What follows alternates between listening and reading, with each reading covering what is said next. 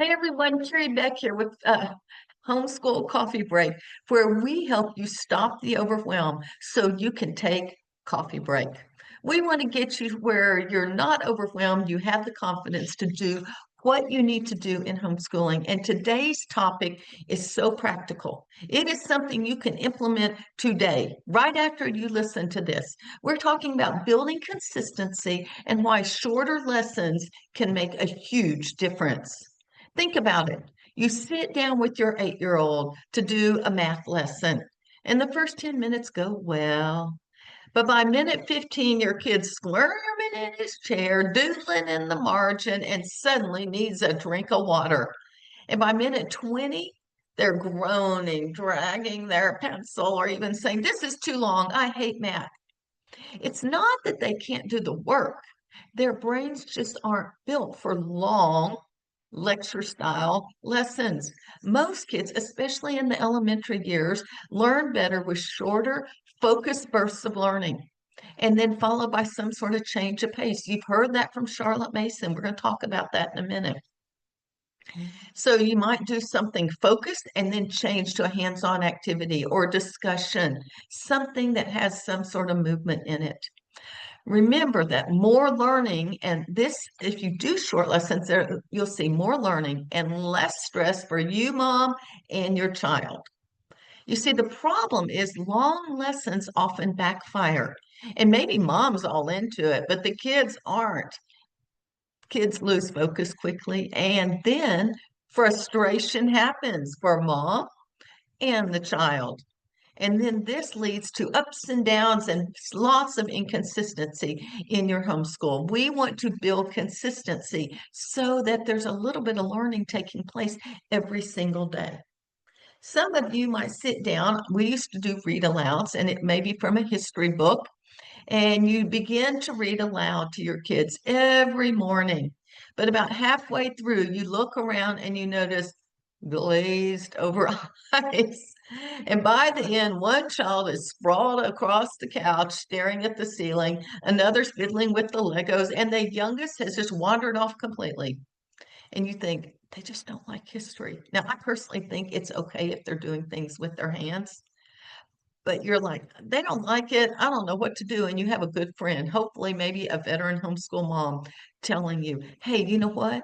If you would introduce this into smaller chunks instead of trying to read for an hour, that would be hard for me as an adult. Just read a few pages one day and do a quick map or a quick little activity afterwards, or let them narrate back to you. All of a sudden, your kids can lean in and maybe start asking questions as well. So the problem is sometimes we as moms are trying to model after the traditional school, which is come in, sit down for an hour, and then go to the next class. And this is even true in elementary. In third, fourth, and fifth, they are changing classes and they're doing all types of these activities. You see, there is power in the short lessons and they are focused. Why these are easier for your kids to concentrate. It is said, and studies show, that a children's average attention span is about 2 to 5 minutes for each year of age. So a 7-year-old can focus for maybe 15 or 20 minutes. And those longer lessons, they lose focus and don't remember anything. And if you would just stick with this, they're going to have greater retention and their mind isn't going to go off wandering after the 15 minutes. Parents also, you will stay energized and you will stay content because all of a sudden your kids are paying attention. They can focus for 15 minutes. This can help build consistency with a predictable routine. This all of a sudden is achievable. Charlotte Mason knew this. You've read this. She believes that shorter lessons are better for all the kids. Younger kids, 10 to 20 minutes. Older kids, maybe 30 to 45 minutes. This helps preserve their attention span and it prevents all the dawdling and all the wasted time. And they build a habit of focus, of full focus, because it's for a short period of time. You know, and lots of homeschoolers have fallen into what Charlotte Mason has said in her home education series. So let's talk about this from an elementary perspective and a high school perspective. How could we really implement this? Let's say in elementary, we want to have a 30-minute history lesson, and we're going to study ancient Egypt and the pyramids. Here is the suggestion. You read aloud, or they could read quietly, but I would say read aloud for 10 minutes and narrate. So you read aloud a short passage from their history storybook about ancient Egypt and ask one question. Tell me what you remember about the pyramids, or whatever the topic is. And that's it. Then you do a quick hands-on project like build a pyramid out of sugar cubes or Legos. And then finally, maybe you have an educational video that's only 3 to 5 minutes. And then for the next 5 minutes, they are going to write something in their notebook, because you choose to record what they are learning in a notebook. If you're not familiar with notebooking, you can go to howtohomeschoolmychild.com/notebooking. We will put this in the show notes, and you can learn how to use notebooking. And it's not a bunch of wasted multiple choice busy work. You watch an educational video, maybe on the Nile and the impact that it had on Egyptian farming. And then they draw a picture of the Nile, or they write about the Nile. That is 10 minutes. You start with reading and narrating, then you do a hands-on activity, then we go back to a 3 to 5 minute video, and then another hands-on activity of drawing a picture or writing about what you just learned. That's something simple for elementary ages. Let's fast forward into high school. Biology. You read for about 10 minutes, taking notes from your biology book, whatever you're using. Just take some quick notes. And then you have a 15-minute lab on whatever that topic is. And your student maybe sketches in their lab notebook what they are seeing in the microscope. Maybe it's onion cells or whatever. So that's 25 minutes. We're shooting for Charlotte Mason, 30 to 45 minutes. Then we're going to have them, after they've done all the hands-on lab, then we want them to write a short paragraph summary of how this structure relates, the cell structure, to how the cell functions. And that might be a 10-minute paragraph, or put it in a notebook. Notebooks are great even for high school kids. Maybe it's a lab notebook where you're drawing the pictures and then you write a 10-minute for 10 minutes about that item. And then finally, a last 10 minutes to review maybe the key terms with flashcards, or maybe an app like Quizlet. But this breaks a 45-minute biology lesson into 10 minutes of reading and taking notes, 15-minute lab, 10-minute writing and summarizing, and then 10-minute review. Kids are going to learn more than just saying read and take notes for 45 minutes. They're going to fall asleep maybe. So break it down into short bite-sized sessions as well. That's tip number one. Break your subjects into mini sessions. Tip number two, include breaks or movement between lessons. Even as a high schooler, get up and walk around. As a worker, I am upstairs on the computer. I put a timer on for 25 minutes. And then when that's up, I get up, I come down, do some kind of activity, and then I go back. I'm an adult. If I need it, kids need it even more. When our kids were in elementary, at 10 o'clock, we took a 15-minute break. It was recess, or outdoor play. They would go outside and do something. It gave me a break.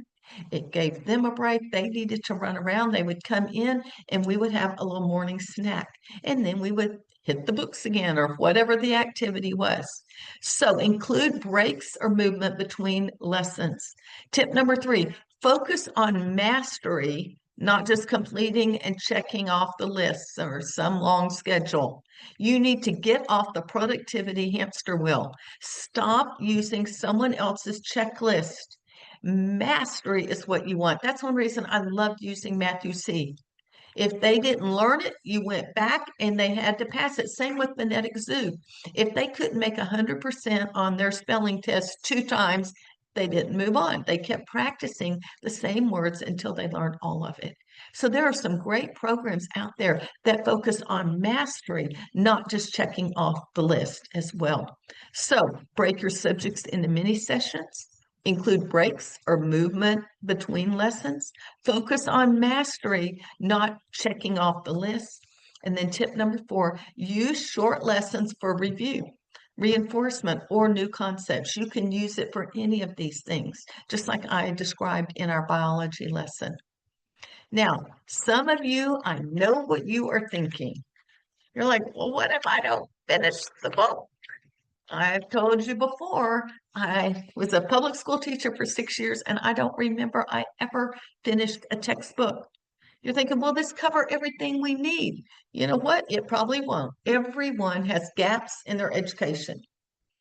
You have to decide which gaps are you willing to live with. A gap in academics, I was fine with, because I was giving my kids a love of learning and tools of learning so that they could learn anything in the future. Gentry didn't like math, but she knew how to do math. She knew how to figure it out.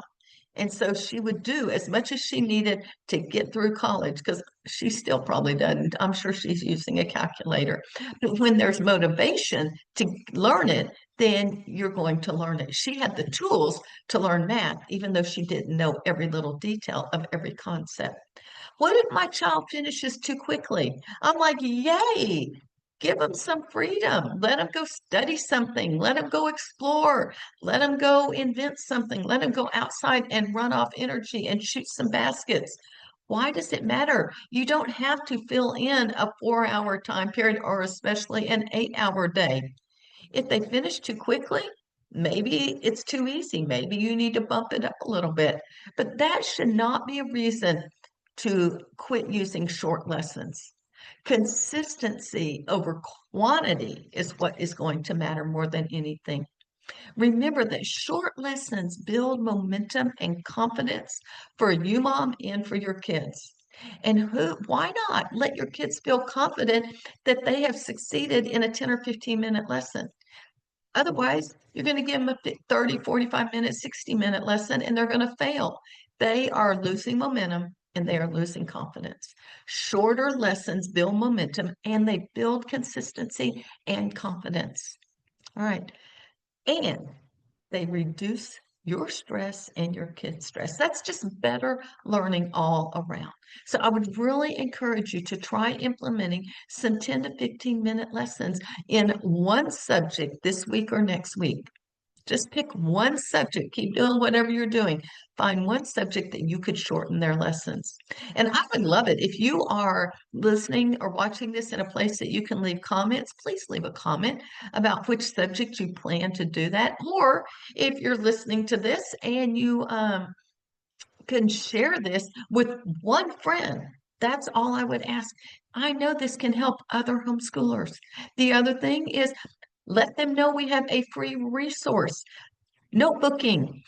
You can get many, maybe even 100 notebooking pages for free when you go to howtohomeschoolmychild.com/notebooking. You'll see a list of different blog posts that I have written on how to do notebooking, and a place that you can click and go grab notebooking pages, free notebooking. And that is a great way to change from just reading and taking notes to doing something fun, drawing, making cards, gluing things in your notebook, drawing maps that you can put in your notebook. There's all sorts of things that you can add to your notebook.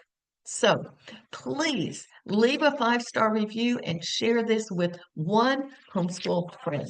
Thanks so much. I am Carrie Beck with Homeschool Coffee Break. We'll talk to you next time.